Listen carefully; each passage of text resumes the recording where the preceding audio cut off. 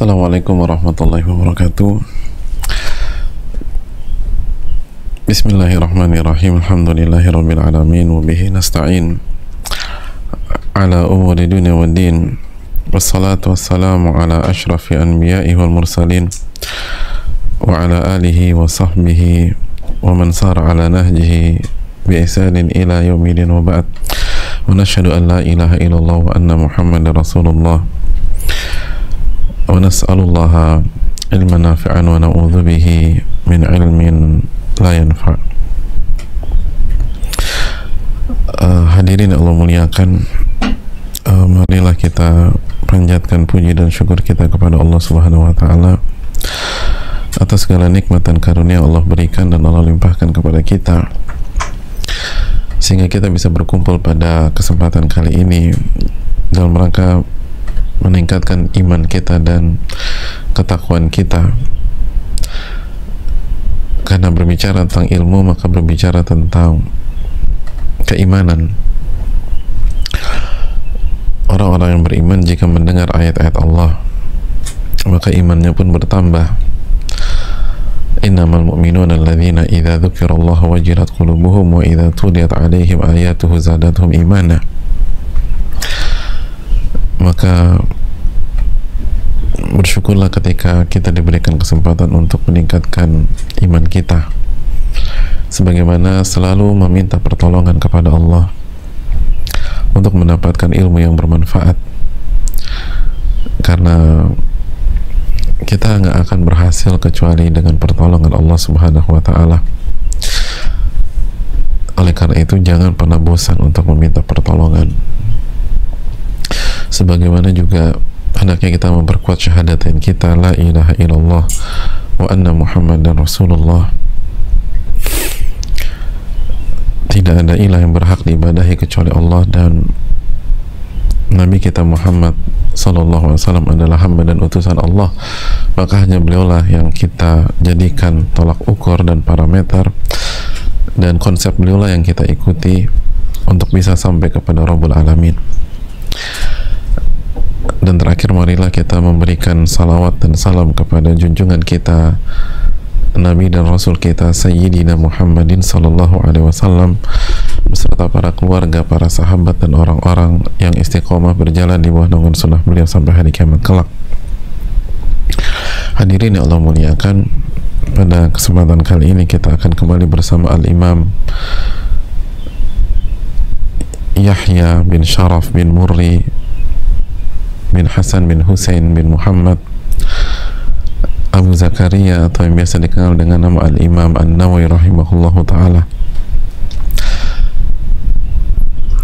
bersama kitab Riyadhus Shalihin, masih dalam bab Al-Mujahadah, bersungguh-sungguh,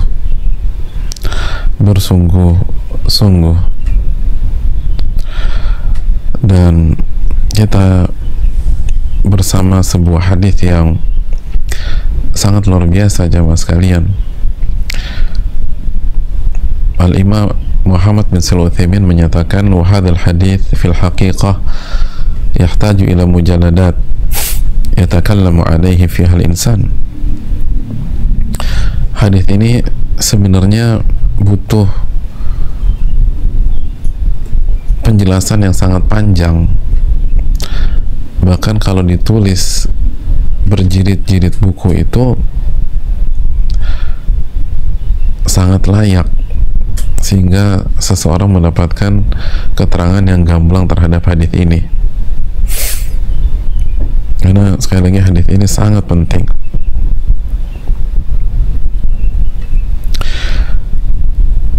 Hadirin Allah muliakan,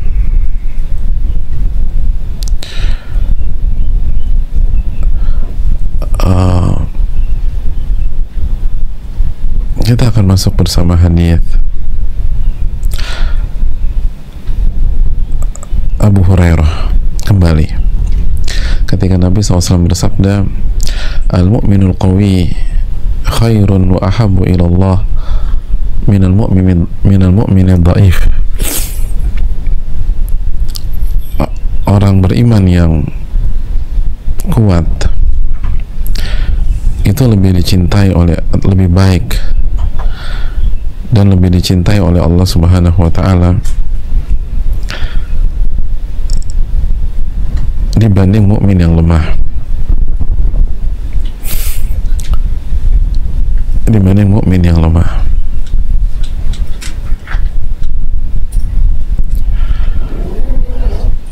Hadirin Allah muliakan,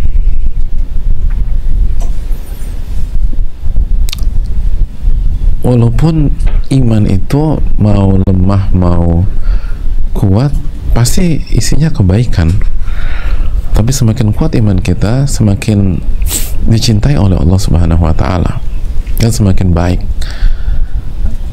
semakin membuat hidup kita lebih baik, semakin membuat kita bahagia, semakin membuat kita tenang, semakin membuat kita tidak terpengaruh dengan hiruk pikuk dunia.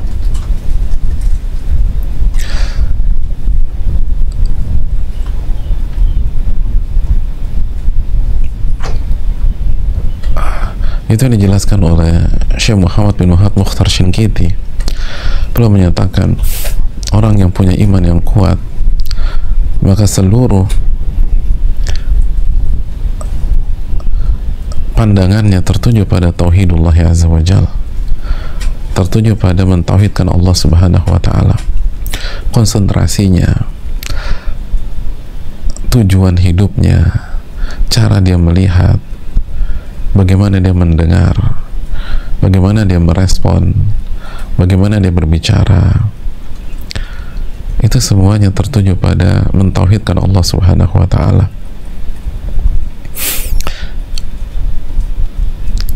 Dan dia tidak tertarik dengan hiruk pikuk dunia. Orang mau bilang A, mau bilang B, mau bilang C, dia nggak terlalu, itu tidak mempengaruhi dia. Orang mau terima dia, orang nggak mau terima dia, itu bukan urusan dia. Orang mau menghargai kebaikannya, orang nggak menghargai kebaikannya, itu bukan isu bagi dia. Mau pandemi ini bisnisnya sukses, mau bisnisnya berantakan, itu tidak mengganggu pikirannya. Mau hasil swab positif, mau hasil swab negatif, itu tidak menjatuhkan mentalnya, karena isunya adalah tentang iman, tentang mentauhidkan Allah Subhanahu wa taala. Karena sebagai contoh swab positif, di situ ada iman, dan di saat swab negatif di situ pun juga ada iman. Ketika bisnis lancar, di situ ada iman yang harus kita jaga, dan di saat bisnis hancur di situ pun ada iman. Allah tidak akan memberikan hal buruk bagi orang-orang beriman jika ia respon dengan kesabaran.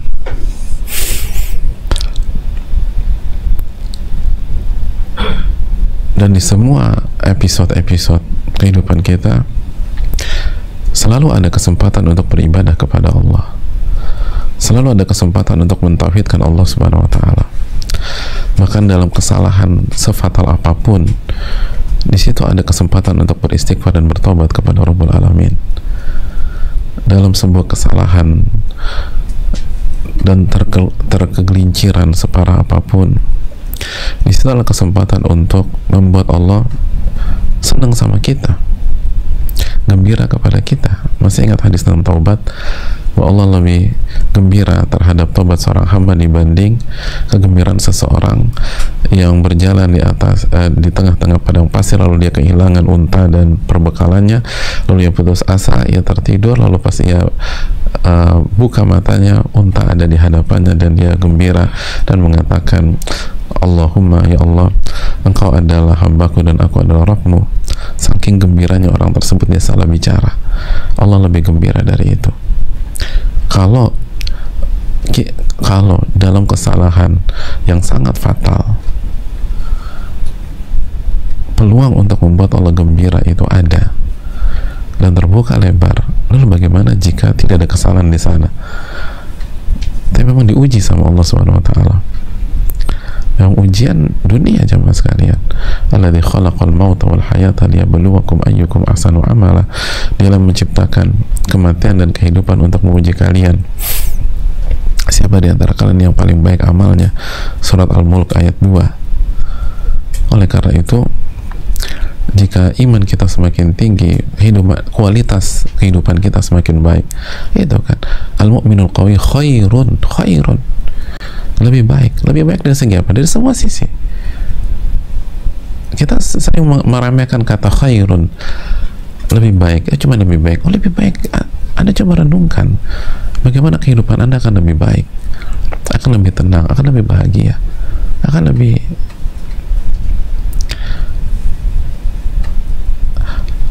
berkualitas, akan lebih matang. Khairun wa ahabbu ilallah minal mu'min dhaif.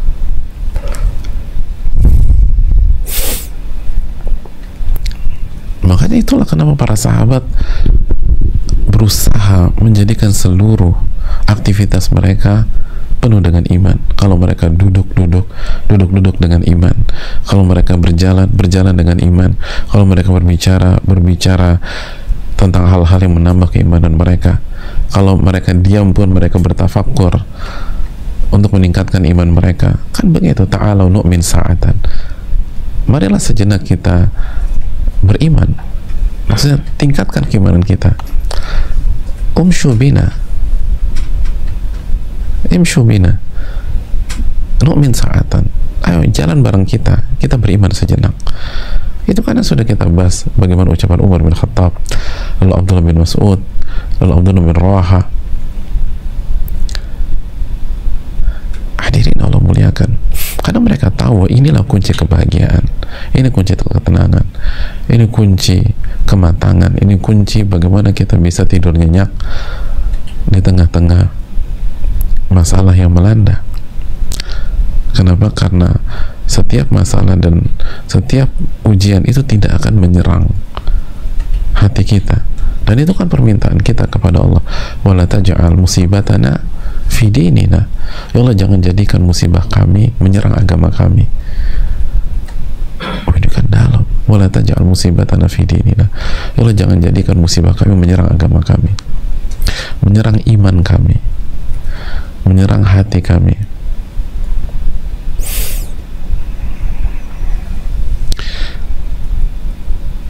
Oleh karena itu hadirin Allah muliakan, maka sekali lagi para sahabat dan orang-orang soleh itu berusaha meningkatkan iman mereka, berusaha meningkatkan iman mereka,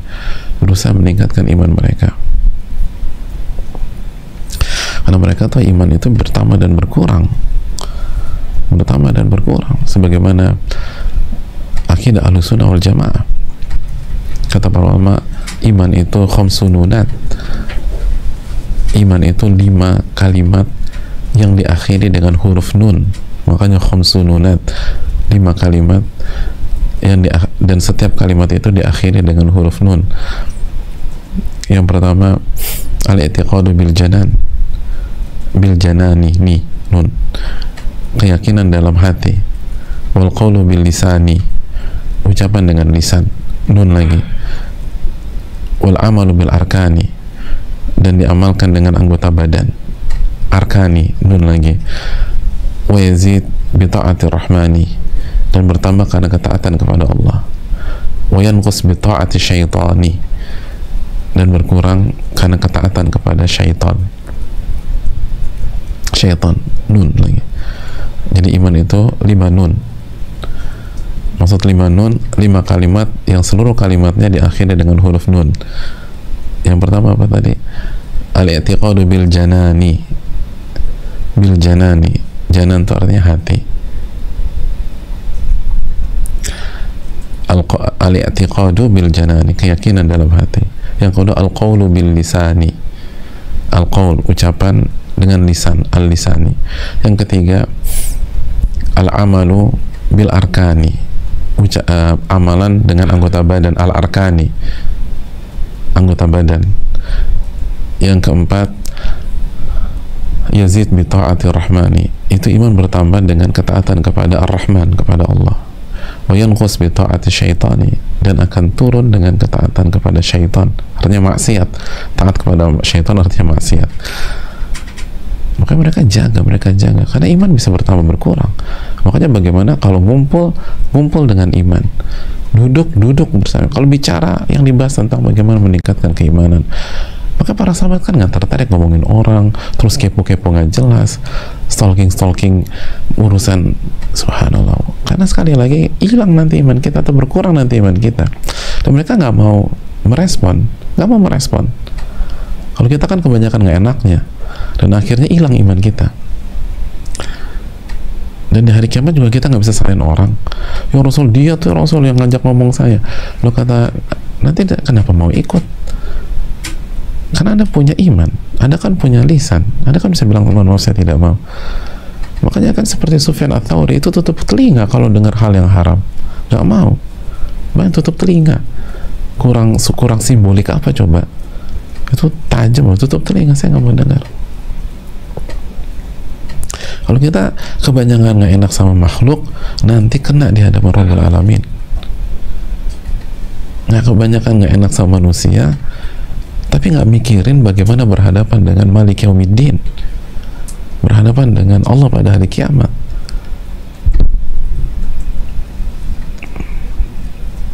Oleh karena itu hadirin yang Allah muliakan,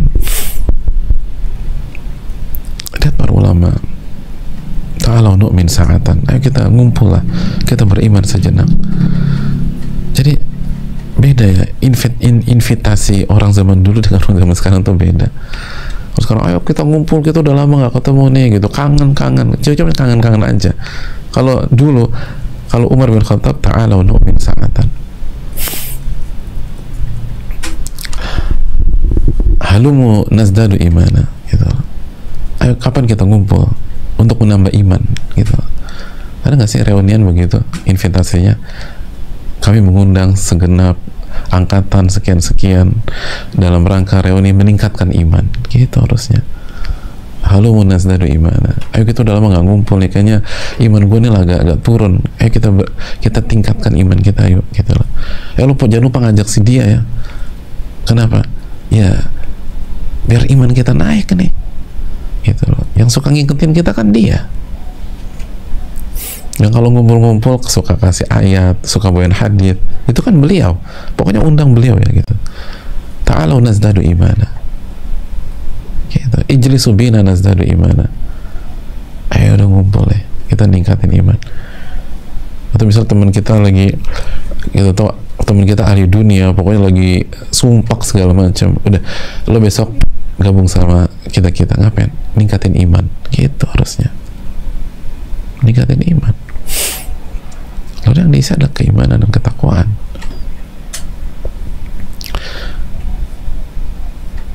Karena sekali lagi hadirin Allah muliakan, iman itu bertambah berkurang. Itu yang dijelaskan kalau Abu Darda mengatakan itu tadi, al imanu yazdadu wa yanqus, itu kata Abu Darda. Iman itu bertambah dan berkurang. Itu juga dijelaskan Abu Hurairah, al imanu yazdadu wa yanqus. Kata Abu Hurairah, iman itu bertambah dan berkurang, maka kita harus jaga dan kita harus tambah. Kita harus jaga dan kita harus tambah. Bahkan kata Ibnu Qayyim rahimahullah ta'ala, kan opsinya cuma dua, kata Ibnu Qayyim. Kalau nggak naik, turun, nggak ada stuck. Karena hidup itu jalan terus, hidup itu nggak berhenti. Hidup itu kalau nggak naik, turun. Nggak ada stuck tuh, nggak ada. Stuck tuh artinya turun, kata sebagian para ulama. Stuck itu turun, dan terbukti kan. Coba dalam dunia bisnis, kita stuck, kita nggak berinovasi, maka kita akan tergerus dengan yang lain. Itu artinya penurunan. Dan siap-siap gulung tikar. Hidup itu harus naik. Hidup itu harus mendaki. Nggak ada alasan untuk turun. Hadirin Allah muliakan. Oleh karena itu tingkatkan iman kita, tinggalkan iman kita. Karena kalau iman kita kuat, hidup kita semakin baik. Khairun, semakin baik, semakin tenang, semakin nyaman, semakin lega. Lihat bagaimana para ulama-ulama kita dulu, lihat bagaimana para sahabat, lihat bagaimana Bilal. Terlepas status sosial beliau seorang budak di awal-awal Islam, terlepas beliau disiksa, dicaci, dicela, dihinakan setiap hari, tapi itu tidak membuat hidup beliau menjadi mimpi buruk. Bayangkan, disiksa seperti itu, beliau hanya mengatakan ahadul ahad, Allah yang esa, Allah yang esa, nggak curhat, nggak curcol, nggak cerita macam-macam, nggak. Al-ahadul ahad, nggak minta belas kasihan orang,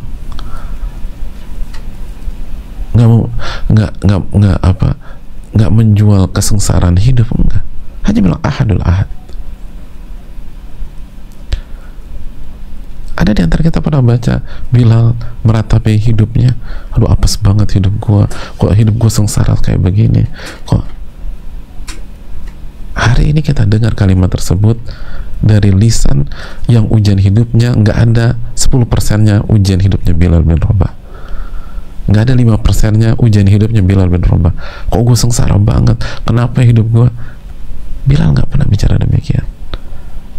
Bilal nggak pernah meratapi, nggak ada. Padahal, oh subhanallah jamaah, semua tahulah cerita tentang Bilal, bagaimana beliau diseret-seret sama anak-anak kecil kota Mekah, bagaimana dibakar dengan sinar matahari yang sangat panas, ditaruh batu besar, nggak ada keluh, nggak ada kesah, hanya ahadul ahad, Allah esa, Allah yang esa. Al-mu'minul qawi, itu mu'minul qawi, itu al-mu'minul qawi, itu orang yang beriman yang kuat, khairun, lebih baik, wa ahabbu ilallah, dan lebih dicintai oleh Allah, lebih baik.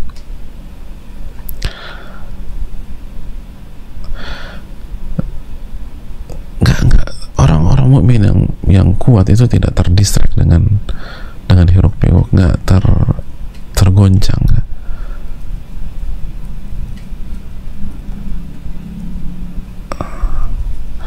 Bahkan kata Syekh Muhammad bin Muhammad Mukhtar Shinkiti, walaupun dia melihat fitnah atau masalah besar dalam diri pasangannya, itu tidak menggoncang dia. Jadi pasangannya bermasalah nih, segala suaminya atau istrinya bermasalah, itu nggak menggoncang diri dia, tetap aja dia on track, nggak menggoncang sama sekali, nggak membuat dia hancur, nggak membuat stres, nggak membuat galau, enggak, tetap tenang. Karena bagi dia bagaimana beribadah kepada Rabbul Alamin, karena dia yakin ini takdir Allah Subhanahu Wa Taala, dan yang mentakdirkan adalah Ar-Rahman Ar-Rahim. Kan beriman, dia beriman bahwa ini adalah takdir Allah, dan yang mentakdirkan adalah Ar-Rahman Ar-Rahim, yang Maha Pengasih lagi Maha Penyayang. Dan gak mungkin Allah kasih takdir buruk, pasti ada hikmah, pasti ada pelajaran, pasti ada kebaikan.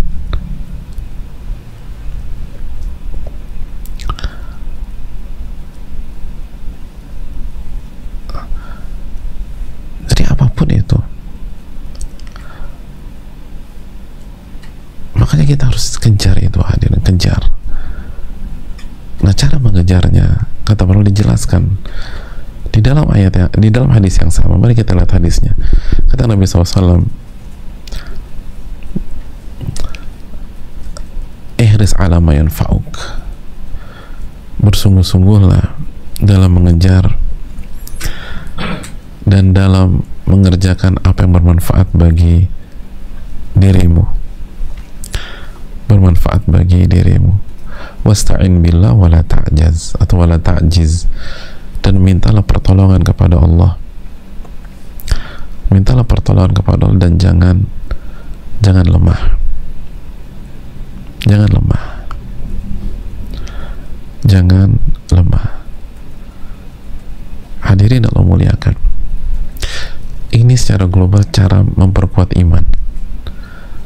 Menjelaskan sebagian para ulama, setelah Nabi SAW mengatakan mukmin yang kuat lebih baik kehidupannya, lebih baik keadaannya, dan lebih dicintai oleh Allah dibanding mukmin yang lemah, lalu Nabi mengajarkan, gini loh caranya, ihris ala yanfa'u, bersungguh-sungguhlah bersemangatlah mengerjakan apa yang bermanfaat bagi Anda. Kata para ulama, ini mencakup dunia dan akhirat, yang bermanfaat di dunia dan bermanfaat di akhirat. Al-Imam Nawawi rahimahullah lebih spesifik lagi menjelaskan dalam Al-Minhaj Syarah Muslim, artinya ihris ala ta'atillah, bersungguh-sungguh dalam mengerjakan ketaatan kepada Allah, karena ketaatan itu bermanfaat di dunia maupun di akhirat. Sebagaimana maksiat itu merusak dunia dan akhirat kita. Jadi sebagaimana maksiat merusak dunia dan akhirat kita, ketaatan itu bermanfaat bagi dunia dan akhirat kita. Jadi ihris ala ma yanfa'uk itu artinya bersungguh-sungguhlah, bersemangatlah mengerjakan yang bermanfaat bagi Anda, mengerjakan ketaatan kepada Allah Subhanahu wa taala.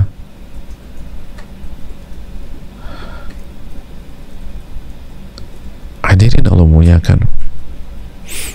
Jadi harus sungguh-sungguh. Ini taat nggak taat? Bersungguh-sungguh. Ini bermanfaat nggak bermanfaat? Bersungguh-sungguh. Jadi kalau jelas hal ini bermanfaat bagi kita di dunia dan akhirat, dan ini adalah ketaatan, maka bersungguh-sungguh. Wasta'in billah, dan minta pertolongan kepada Allah. Minta pertolongan kepada Allah. Minta pertolongan kepada Allah. Wala ta'jiz wala ta'jaz, dan jangan lemah. Jangan lemah. Kata Imam Nawawi, ini menarik. Kata Imam Nawawi, catat baik-baik, wala ta'jiz wala taksal an talabil ta'ah wala an talabil i'anah. Maksud, bisa kasih lihat redaksinya lagi. Dan maksud, dan jangan lemah, artinya jangan lemah dalam berusaha selalu untuk mengerjakan yang bermanfaat, dan jangan lemah dalam meminta pertolongan kepada Allah. Itu kata Imam Nawawi rahimahullah. Jadi kata Imam Nawawi rahimahullah, jangan lemah di tips yang ketiga, itu mencakup jangan lemah dalam tips yang pertama dan jangan lemah dalam tips yang kedua. Jangan lemah dalam mengejar cita-cita, jangan lemah dalam mengejar hal yang bermanfaat, jangan lemah dalam mengerjakan hal yang merupakan ketaatan, dan jangan lemah dalam meminta pertolongan kepada Allah.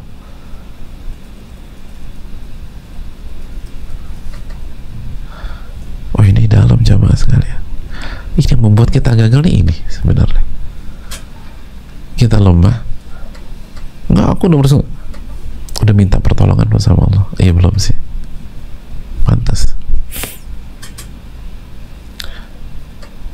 Pantas kita begitu ada kendala mundur, begitu ada kendala down, begitu ada kendala malas, begitu ada masalah melipir, begitu ada masalah menepi, begitu ada masalah jatuh lagi.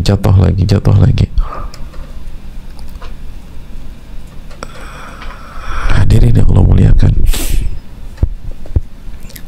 benar kata Nabi SAW, jangan lemah dan jangan malas. Kata Imam Nawawi, jangan lemah dan jangan malas untuk mengejar yang bermanfaat, dan jangan lemah dan jangan malas untuk meminta pertolongan kepada Allah. Itu yang harus disampaikan, itu yang perlu kita renungkan. Jangan tunda-tunda, kejar yang bermanfaat bagi kita. Makanya jamaah sekalian Allah muliakan,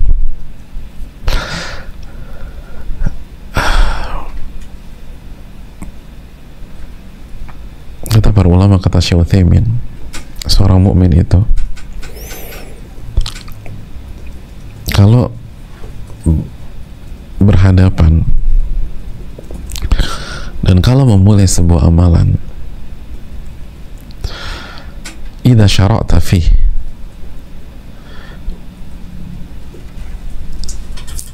jika Anda memulai sebuah amalan, itu jangan malas, jangan ditunda, bal istamir, tapi selesaikan, lanjutkan. Li'annaka idza tarakta thumma syara'ta fi amalin akhar thumma tarakta thumma syara'ta thumma tarakta ma tamma laka amal.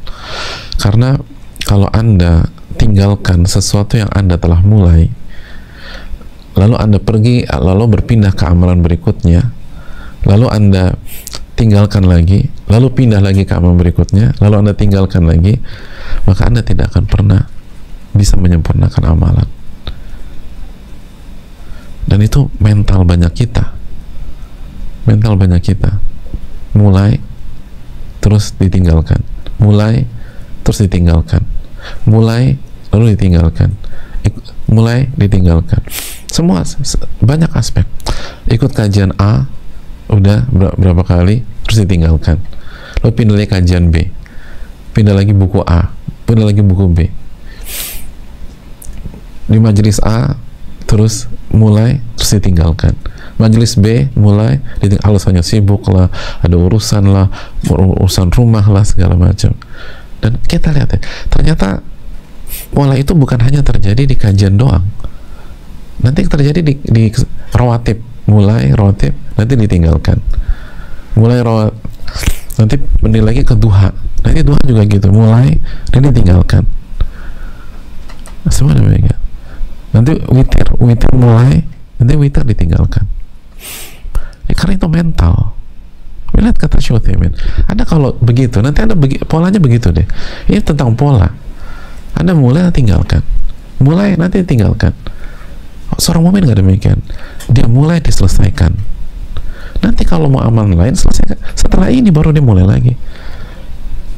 Nggak akan berhasil. Kita nggak akan bisa buat apa, kita nggak akan bagus kualitas kita kalau demikian.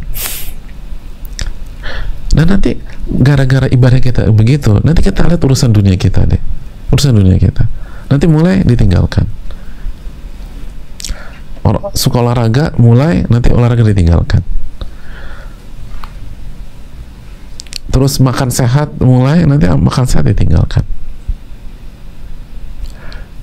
Itu berarti bukan, jadi jangan lihat secara parsial, itu secara mental, itu pola. Makanya kalau ingin berhasil, rubah dari awal.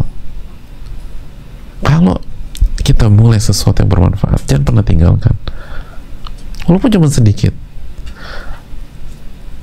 Kalau kita kajian, misal kajian rutin, upayakan jangan ada libur, walaupun cuma sedikit. Karena ini bukan tentang sebatas sebuah kajian, ini tentang membangun pola hidup seorang yang beriman kepada Allah. Allah mengatakan ikhlas ala manfa'uk, bersungguh-sungguhlah dalam mengerjakan yang bermanfaat baik di dunia maupun di akhirat. Wasta'in billah, minta pertolongan. Wala ta'jiz, dan jangan lemah, jangan malas, dan jangan ditinggalkan. Jangan ditinggalkan. Itu hal yang perlu kita camkan. Kecuali kalau kita tinggalkan untuk masalah yang jauh lebih besar, itu pun sekali lagi itu pun hanya dalam apa artinya, bukan sebuah pola yang kerjaan sedikit terus tinggalkan, kerjaan sedikit tinggalkan. Itu benar. Misalnya amalan sunnah karena ada fardu ain pada hari itu, oke, tinggalkan. Atau misalnya ada anak SMP yang ikut kajian rutin, dia tinggalkan karena SMA-nya masuk pondok, ya betul, lebih tinggi lagi levelnya, tapi dia nggak tinggalkan belajar, dia masuk pondok lebih intensif lagi. Yang jadi masalah itu yang loncat sana, loncat sini, loncat situ. Serunya cuma di awal aja, semangat tuh di awal, nanti tinggalin, di awal nanti tinggalin.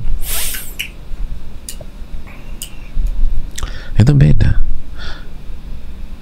Atau misalnya ada seorang wanita yang terbiasa puasa sunnah, setelah dia misalnya menikah dilarang sama suaminya, akhirnya dia nggak puasa sunnah. Itu beda. Itu karena meninggalkan masalah lebih besar. Taat sama suami wajib, puasa sunnah misalnya demikian. Tapi prinsip dia tetap tekadnya kalau dia kerjaan sesuatu sampai selesai. Kerjakan sesuatu sampai selesai. Kerjakan sesuatu sampai selesai. Jadi itu prinsip seorang mukmin. Kalau ngerjakan sesuatu sampai selesai. Kalau belum selesai jangan mundur. Belum selesai jangan berhenti. Kecuali darurat segala macam. Selama itu jalan terus. Tentu saja liqulli qaidatin mustathniyat ya, Mas. Setiap kaidah ada anomalinya, ada pengecualiannya. Seperti tadi, qadarullah di suatu saat ada maslahat yang jauh lebih besar, ada yang lebih wajib misalnya, atau hukumnya lebih tinggi. Tapi prinsip awal, begitu kita kerjakan sesuatu selesaikan. Begitu kita kerjakan sesuatu selesai, jangan setengah-setengah. Setengah-setengah tuh ngerusak, seringkali merusak setengah-setengah, dan tidak membuat kita tidak jadi apa-apa dalam hidup. Cuman loncat sana, loncat sini, loncat situ, loncat situ. Makanya itu kan kaidah man thabata nabat, barang siapa yang konsisten di satu titik dia akan tumbuh. Dia akan tumbuh. Barang siapa yang konsisten satu titik dia akan tumbuh. Ini poinnya. Ihris ala ma yanfa'uka wasta'in billah wala ta'jiz wala ta'jal. Jangan lemah, jangan malas. Istamir, kata Syekh Utsaimin, istamir. Ini kaidah bagus sekali jemaah sekalian. Wala taqsal wala tata'akhir fil amal idza syara'ta fi. Jangan malas dan jangan ditunda kalau Anda sudah mulai sebuah amalan, tapi lanjutkan, karena kalau Anda tinggalkan lalu Anda pindah ke amalan yang lain, maka nanti begitu lagi polanya. Anda akan tinggalkan, lalu Anda pergi ke amalan lain, lalu begitu lagi polanya. Anda tinggalkan, lalu Anda pergi ke amalan yang ketiga. Sampai kapan? Sampai kapan? Karya-karya besar itu bukan begitu caranya. Karya besar tuh puluhan tahun.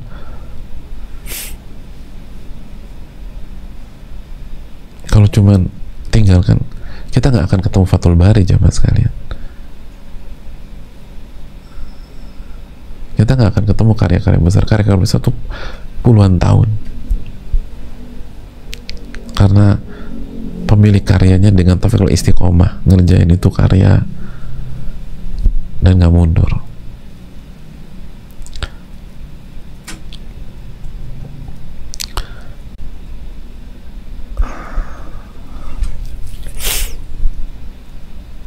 Itu poin.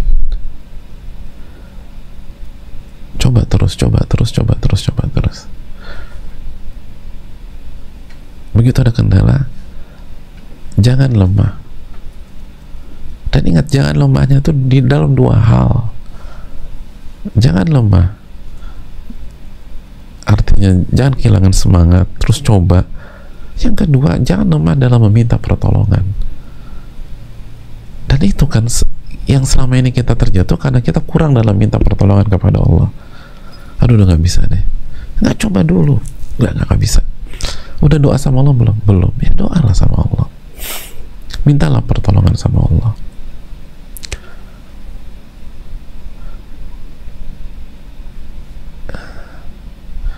Ini kan perintah Allah dan Rasulnya. Nggak mungkin mengarahkan kita kepada kegagalan, tuh nggak mungkin. Allah dan Rasul bilang jangan lemah, jangan tinggalkan, jangan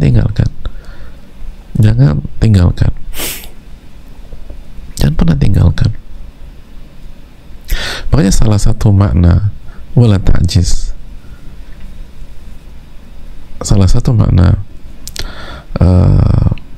wala ta'jiz atau wala ta'jiz dijelaskan al-Imam An-Nawawi rahimahullah ta'ala. Kata Imam Nawawi, al-ajiz itu tarku ma yajibu fi'luhu wa taswif. Al-ajiz itu salah satu maknanya adalah meninggalkan sesuatu yang seharusnya dia kerjakan, yang wajib dia kerjakan, dan dia tunda-tunda, nanti aja. Jadi nggak boleh kita tinggalkan. Jangan tinggalkan sebuah tanggung jawab, jangan tinggalkan sebuah tugas, jangan tinggalkan sebuah amanat, jangan tinggalkan sebuah amal soleh. Jangan pernah tinggalkan. Itu ajiz, wala ta'jiz.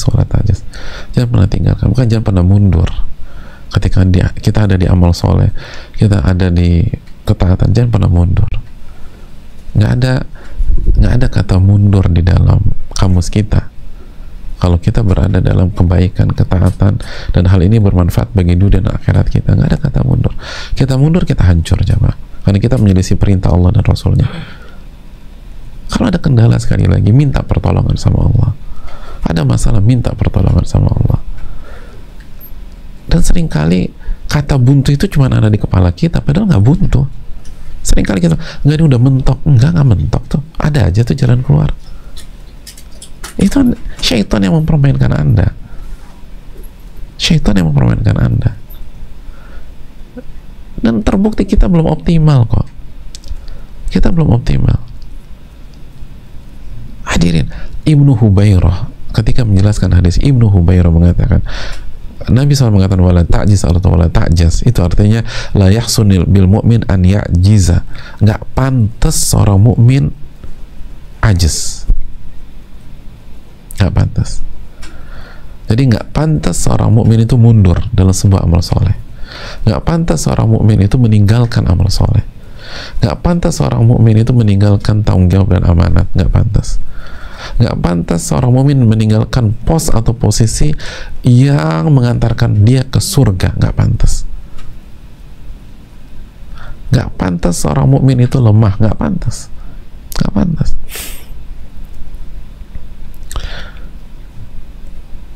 Mukmin itu lemah secara fisik ya, tapi mental nggak boleh lemah, jiwa nggak boleh lemah. Makanya kan kemarin kita udah bahas, law kanatin nufusu kibaron ta'ibat min muradiha ajsamu. Kalau jiwa itu besar, maka jasad akan keteteran dalam mengikuti jiwa tersebut. Lihat gimana Nabi SAW di akhir-akhir kehidupan beliau, jamaah sekalian, ketika fisik beliau udah sangat lemah, tapi beliau tetap berusaha sholat jadi imam, sholat jadi imam, sampai pingsan, sadar, coba lagi, pingsan. Itu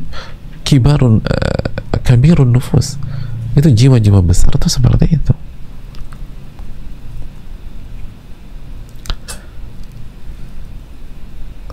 Makanya banyak orang, dan kalau kita perhatikan ya, apa ulama-ulama atau guru-guru kita yang sepuh-sepuh itu mereka punya itu, jamaah. Jarang kita dengar dari kata mereka itu nggak bisa. Ada beberapa, kalau pengalaman saya ketemu dengan guru-guru kita tersebut, itu kita rasa udah mentok, mereka masih bilang bisa insya Allah, tapi pakai insya Allah, bisa insya Allah, benar bisa, bismillah, subhanallah. Kadang kita yang muda-muda pikir udah mentok, nggak bisa insya Allah, benar bisa insya Allah. Jangan pernah remehkan kekuasaan Allah Subhanahu Wa Taala untuk merubah kondisi, jamaah sekalian. Makanya Ibnu Hubairah mengatakan seorang mukmin nggak pantas lemah tuh, nggak pantas mengatakan saya udah gagal, nggak pantas, nggak ada alasan kok. Salah sefatal apapun Anda bisa membuat Rob Anda gembira dengan taubat, terus apa yang gagal? Nggak pantas. Kalau kita bermuamalat dengan manusia, ya mungkin manusia susah memaafkan kita, tapi kalau sama Rabbul Alamin kan enggak. Makanya iman dulu nih. Makanya kita awali dengan iman. Kita mau cari siapa? Mau cari ridho siapa? Mau cari ridho siapa? Kalau ridho manusia benar nggak bisa. Jangankan kita buat salah, kita benar semua aja banyak manusia nyalain kita. Makanya kata Imam Syafi'i, ridho nas ghayatun tudrak.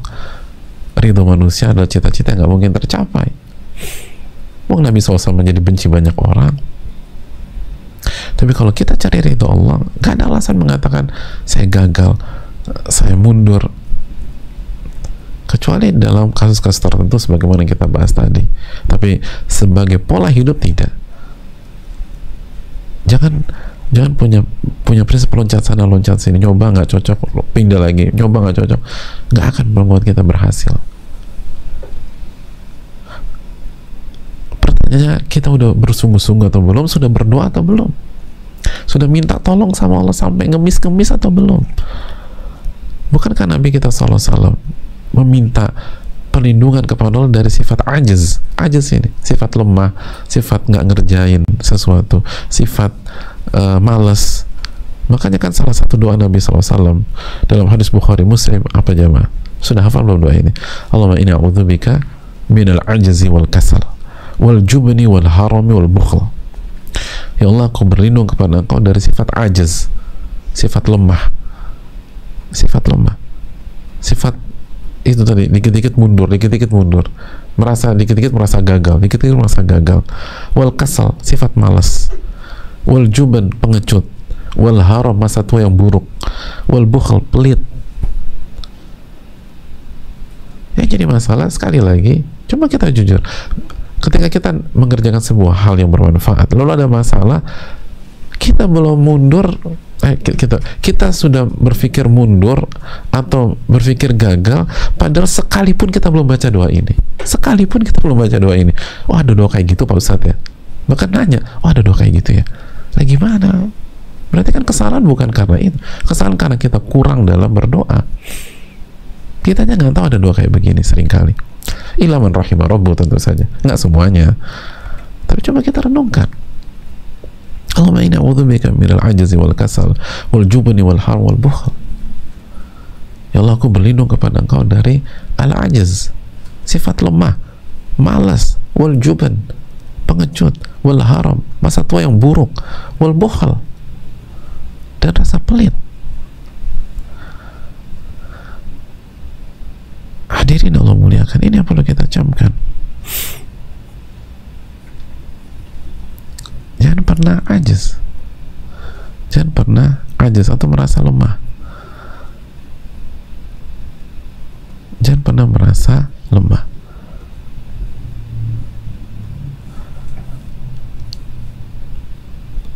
Lemah, gagal itu bukan berasal dari Allah dan Rasulnya.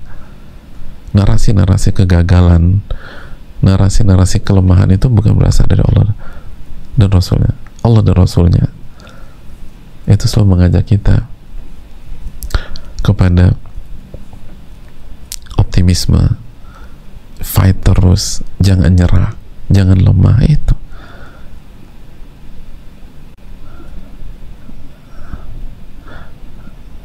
adapun orang-orang yang ajiz, yang lemah, yang dikit-dikit bilang gagal, dikit-dikit bilang aduh aku nggak bisa lagi deh, aku mau mundur aja, itu sadar atau tidak sadar, itu karena mengikuti hawa nafsu.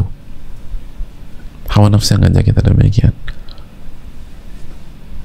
Dijelaskan dalam hadis Tirmidzi dan dihasankan oleh sebagian ulama, di antaranya dihasankan Tirmidzi dan juga dikaji oleh Syekh bin Baz, walaupun dilemahkan sebagian ulama, tapi maknanya benar, dan sebagian ulama ada yang menghasankan.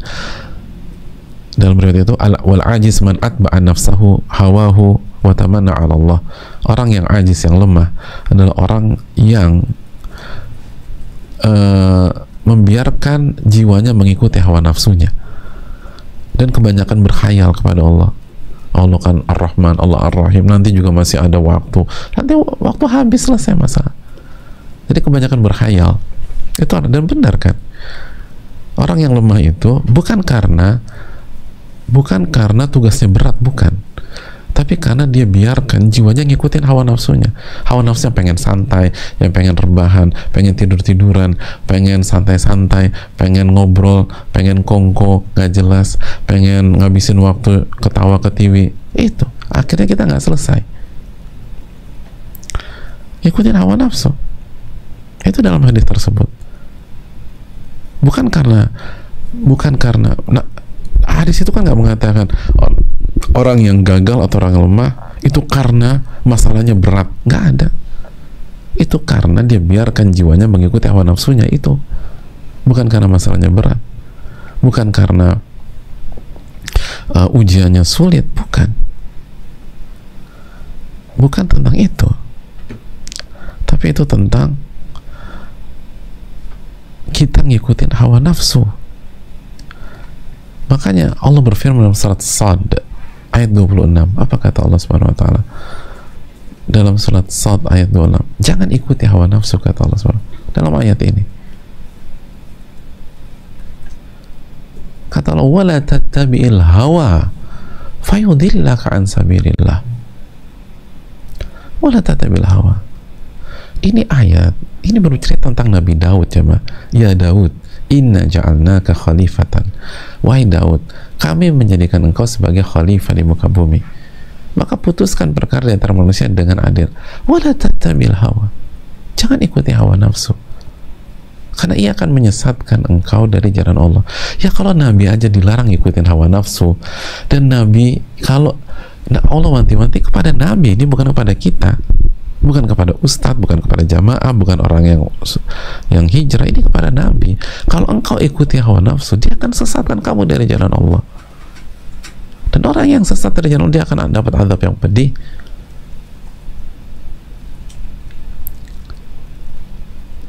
Jadi ini jadi masalah, kita ngikutin hawa nafsu kita, akhirnya kita tersesat, akhirnya gagal lagi, akhirnya hidup bertahun-tahun nggak ada karya sama sekali, hidup bertahun-tahun nggak ada legacy sama sekali, hidup bertahun-tahun nggak ada warisan yang akan membuat argo pahala kita jalan terus pada saat kita meninggal. Kenapa? Karena nggak ada yang selesai,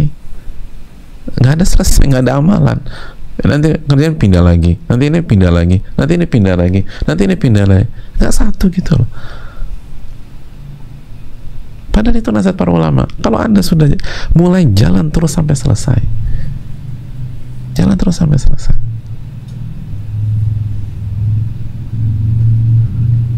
Itu kan. Ini simpel. Pada saat kita putuskan hijrah, kita mulai hijrah, jalan terus sampai selesai. Gak ada mundur. Atau berat banget, aduh nggak bisa. Ternyata hijrah sulit ya. Bukan hijrah yang sulit. Anda ngikutin hawa nafsu. Hijrah baru hanya sampai lisan, hijrah baru sampai slogan, hijrah baru sampai penampilan, tapi mental kita, jiwa kita masih ngikutin hawa nafsu. Makanya kita disesatkan,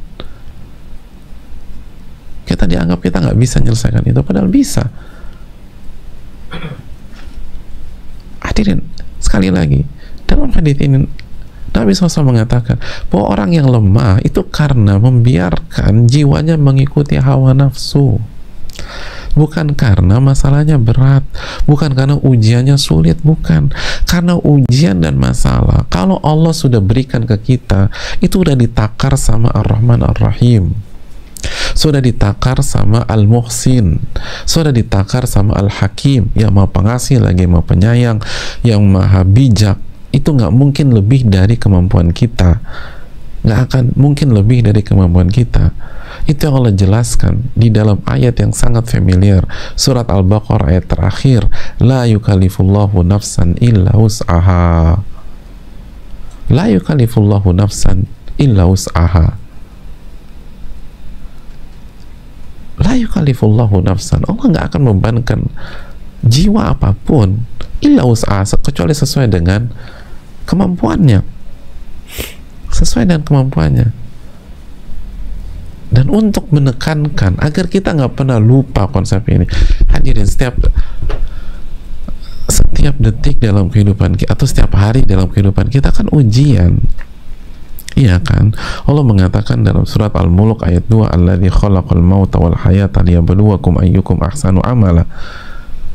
Dialah yang menciptakan kematian dan kehidupan untuk menguji kalian, siapa di antara kalian yang paling baik amalnya. Jadi setiap hari itu ujian. Makanya setiap hari juga, khususnya setiap malam, kita diminta untuk membaca 2 ayat terakhir dalam Al-Baqarah. Kan sunnahnya membaca, kita disunahkan membaca 2 ayat terakhir dalam Al-Baqarah kapan? Setiap malam kan. Kata Nabi, kafata, akan mencukupi. Dan ayat terakhir Al-Baqarah apa? La yukallifullahu nafsan illa wus'aha. La yukallifullahu nafsan illa wus'aha. Allah tidak akan membebankan jiwa manapun kecuali sesuai dengan kemampuannya. Kenapa 2 ayat ini disuruh dibaca setiap malam? Salah satu hikmahnya agar kita selalu punya optimisme, selalu punya gairah dalam hidup, selalu punya harapan dalam hidup. Apapun yang menimpa kita nggak akan di luar kemampuan kita. Cuman kita lemah disebabkan kita ngikutin hawa nafsu. Kita ngikutin hawa nafsu. Jangan pernah ngikutin hawa nafsu. La yukallifullahu nafsan illa wus'aha. Allah tidak akan membebankan jiwa manapun kecuali sesuai dengan kemampuannya, sesuai dengan kesanggupannya. Jadi nggak ada alasan untuk mundur, nggak ada alasan untuk loncat sana loncat sini, nggak ada alasan untuk mengatakan gagal dan lalu tidak melakukan apa yang harusnya dilakukan, nggak ada alasan untuk malas. Begitu. Tapi betul akan ada futur. Nabi mengatakan akan ada futur. Tapi itu tadi kata Imam Nawawi. Lihat nasihat Nabi SAW. Jangan lemah dalam berusaha dan meminta pertolongan. Mintalah pertolongan kepada Allah. Ud'uni astajib lakum. Doalah kepadaku, aku akan ijabah. Surat Ghafir 60.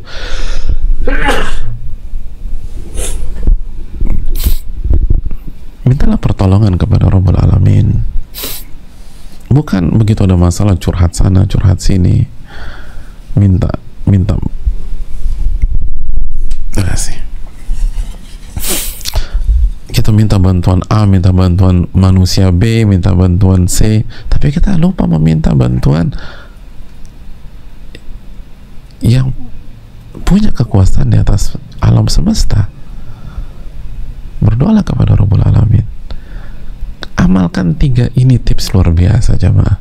Tips ini luar biasa. Bersungguh-sungguh dalam mengerjakan yang bermanfaat bagi Anda. Jadi pas ini bermanfaat apa enggak? Ini taat apa enggak? Ini ibadah apa enggak? Oh iya. Ini yang paling bagus apa enggak? Oh ini paling bagus. Ayo udah, minta pertolongan sama Allah. Yang ketiga, jangan pernah mundur. Apapun maju terus. Maju terus. Walaupun kita nggak didukung oleh banyak pihak, walaupun kita nggak didukung oleh banyak, tapi kalau ini udah manfaat, minta pertolongan sama Allah. Lalu tanya ahlul ilm, kata ahlul ilm udah maju terus, maju, ya udah maju, bismillah. Ini bisa disampaikan, semoga bermanfaat dan semoga kita menjadi orang-orang yang beriman kuat. Dan kalau kita bisa jalankan ini, iman kita akan bertambah, iman kita akan kuat ya. Iman kita akan turun kalau kita maju mundur. Kalau kita loncat sana loncat sini, kalau kita nggak ada amalan yang kita selesaikan, iman kita akan turun tuh. Tapi kalau kita polanya demikian, iman kita akan kuat bi'idznillah ta'ala. Ini yang bisa disampaikan, dan kita akan lanjutkan lagi hadis ini di pertemuan yang akan datang besok insyaallah ta'ala, jika Allah mudahkan. Dan sebagaimana dijelaskan Al-Imam Muhammad bin Shalih Al-Utsaimin, ini hadis ini layaknya bukan 3 kali pertemuan jamaah, ini berjilid-jilid buku. Ini hadis luar biasa. Dan itu lagi, aduh subhanallah ya, Allah tuh kasih kita tuh baik banget bisa mengkaji Riyadhus Shalihin. Ini Riyadhus Shalihin jamaah, makanya nggak heran bisa merubah peta dunia. Isinya nih hadis-hadis kayak begini. Dan subhanallah kita belajar gratis. Kita belajar gratis. Sebagian pihak itu kalau misalnya buat ini di sebuah seminar itu bisa. Ini kan tentang konsep hidup gitu loh, wisdom tentang kehidupan dan seterusnya. Maka bersyukurlah kepada Allah Subhanahu wa taala. Jazakallahu khairan. Subhanallah wa la ilaha illa anta astaghfiruka wa atubu ilaik. Assalamualaikum warahmatullahi wabarakatuh.